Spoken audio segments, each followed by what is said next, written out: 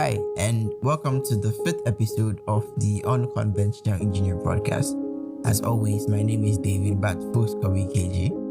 And this is the fifth episode. Yeah, the fifth episode. That means we are halfway through the season. Okay, some excitement I see. Okay. Just in case you're wondering, this episode is a productivity episode. So let's get into it. Okay, so let's get creative for this episode. Now, I want you to picture this. You have a busy week ahead of you, and like any normal person, you love to plan your week, and you go ahead to couple several tasks together during the course of the week, and it's exciting and it's fulfilling, especially when you take the time to properly plan. Now, the week starts off on a crazy note, and things don't go as planned, and you either get overwhelmed by the jarring amount of multitasking you have to do, or you don't get anything done at all. And sometimes the quality of your work becomes sloppy because there's so much on your mind, and you're always tackling one issue or another. Sounds familiar, doesn't it? Yeah, so our lives do get busy sometimes, and it makes sense, especially when we want to tackle multiple problems to move faster. It's totally understandable, but there's a not so popular saying that the man who catches two rabbits catches neither, by Confucius. And I know that this notion behind multitasking that encourages and says that you can kill two birds with one stone, and that the human brain is great at multitasking, etc. And there's also this cultural perception that suggests multitasking is a symbol of efficiency, like especially when women claim they are great at multitasking, especially in the kitchen. Now, please don't come for me, I'm just saying. Okay, let's be real for a second. How did your last attempt at multitasking go? And I'm not talking about the less mentally stimulating work like chores and the likes. I'm talking about the stuff that you have to think hard about.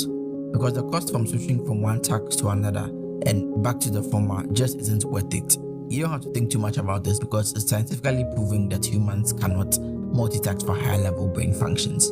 Therefore, multitasking is a myth. So yeah, that is the end of the episode. We have concluded. If you have any questions, you can reach out to me, blah blah blah. Of course not, that's the end of the episode. Yes, multitasking isn't really a thing. We've made that fact very clear. But I don't know about you, but I personally find myself still doing it on multiple occasions.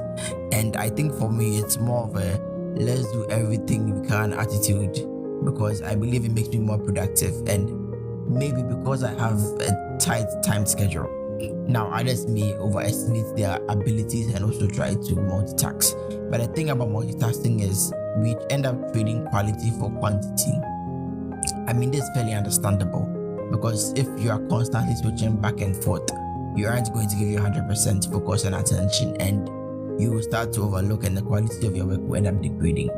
Now, I'm not saying multitasking is entirely bad, because it's actually great for low-level work that doesn't require a lot of thinking and focus, like chores and cooking. Let me not put cooking just so I don't upset some folks. But instead of multitasking, what I personally like to do is prioritize. I let the pressing matters cut the line, and the less pressing ones take the longer route. And if I'm bounded by time, I then set time bounds and try as much as possible to stick to those bounds, in as much as life doesn't go as planned. And even more importantly, I make sure these tasks are realistic in the first place, because if they are not realistic, what betides you? So yeah, those are my thoughts on multitasking, and I believe everyone is different, because I know certain people that can multitask on a very high level. Like, they have strict rules that they put on themselves so that they can get their work done in the time frame they set it. And for them, their multitasking works. Some people too, the multitasking doesn't really work for them because they are quite flexible and they don't like to be held by rigid timelines and rigid do this, do that. So I think you should know yourself. Finally, at the end, you should know yourself and know what works for you. Know what works for you and do what works for you. Yeah, so that's the end of the episode. Thank you for joining me for the fifth episode of The Unconventional Engineer. As always, my name is David, and of course, people call me KJ. And yeah, that's the end of the episode. So I'll catch you in the next episode.